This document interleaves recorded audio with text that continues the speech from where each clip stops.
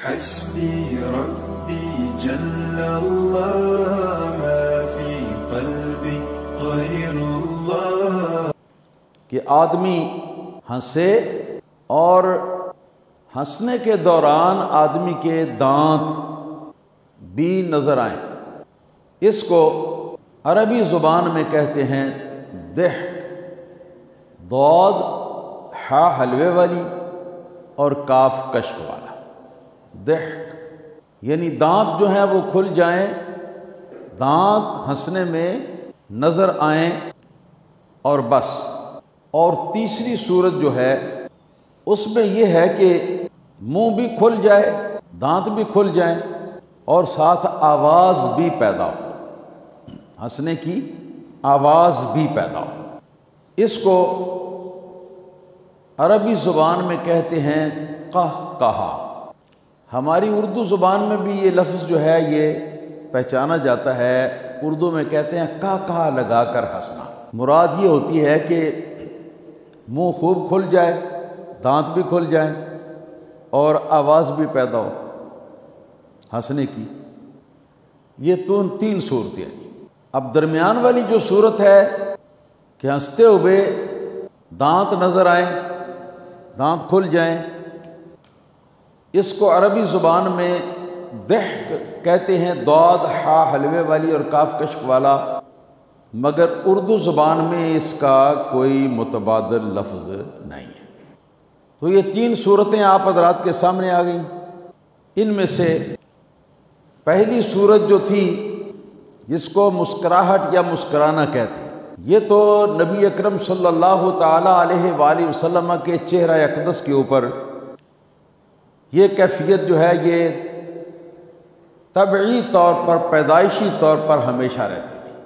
اور دوسری صورت جو ہے کہ جس میں دانت بھی نظر آئیں، یہ صورت ہنسنے کی، یہ حضور سرکار دو عالم صلی اللہ تعالیٰ علیہ وآلہ وسلم کو کبھی کبھی پیش آتی تھی. جب بہت زیادہ خوشی کا مقام ہو یا بہت زیادہ تعجب کا موقع ہو. لیکن سرکار کی عادت مبارکہ تھی کہ تبسم تو ہر وقت سرکار کے چہرہ مبارک کے اوپر رہتا. یہ سرکار کی فطری ایک خاصیت تھی، ایک صفت تھی. اور اس میں بھی اتار چڑھاؤ ہوتے رہتے ہیں. کبھی مسکراہٹ کم درجے کی ہوتی ہے، کبھی درمیانے درجے کی ہوتی ہے، کبھی زیادہ درجے کی ہوتی ہے مسکراہٹ. تو جب دنیاوی معاملات کے اندر کوئی خوشی کی بات ہوتی تو سرکار دو عالم صلی اللہ تعالیٰ علیہ وآلہ وسلم آپ صرف مسکراتے. درمیان والی کیفیت جو آگے والی ہے وہ دنیاوی خوشی کے مقام پر، موقع پر یہ نہ آتی. البتہ آخرت کے بارے میں یہ پڑھا ہے کہ اگر آخرت میں کسی خوشی یا کسی تعجب کی بات ہوتی تو اس وقت نبی کریم صلی اللہ تعالیٰ علیہ وسلم کے ہنسنے کی درمیانی صورت جو ہے وہ پیش آتی.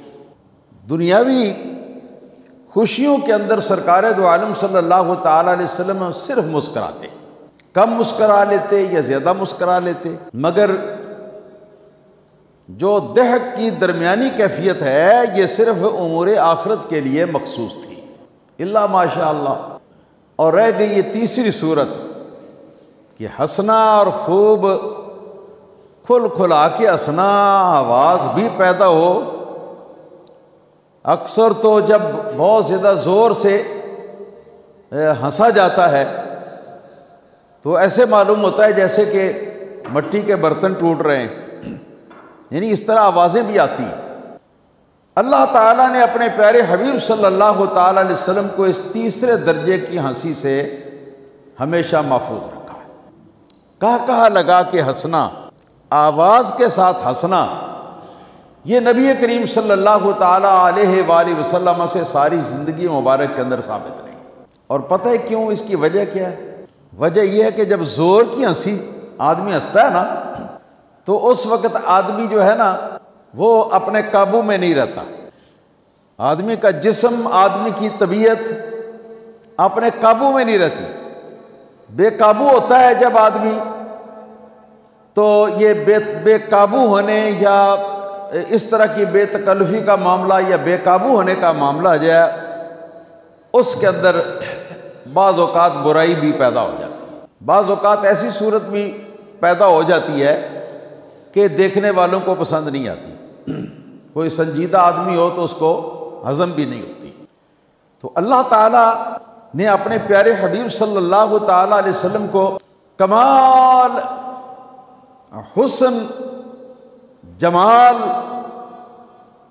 اور خوبصورتی کے تمام تر اقدار جو ہیں ان کے اوپر اپنے حبیب صلی اللہ تعالیٰ علیہ وسلم کو اللہ تعالیٰ نے فائز فرمایا تھا، ان کے اوپر سرکار کو اللہ پاک نے بلندی عطا فرمائی تھی۔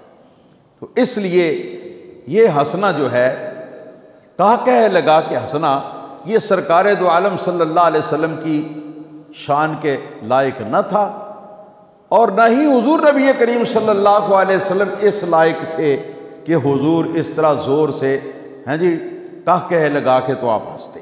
اب یہاں تک تفصیل ہو گئی سرکار دو عالم صلی اللہ علیہ وسلم کے مبارک ہنسنے کی۔ پہلا درجہ تبسم، جسے مسکرانا کہتے ہیں، اور آخری درجہ کہا جس میں آواز بھی خوب پیدا ہوتی ہے اور دانت بھی خوب کھلتے ہیں، منہ بھی کھل جاتا ہے۔ یہ دو صورتیں، ابتدائی صورت تبسم، انتہائی صورت کہا، درمیان والی صورت کا جو ہنسنا ہے اس کے لیے اردو میں کوئی لفظ نہیں ہے، البتہ عربی میں اس کو ضحک کہتے ہیں۔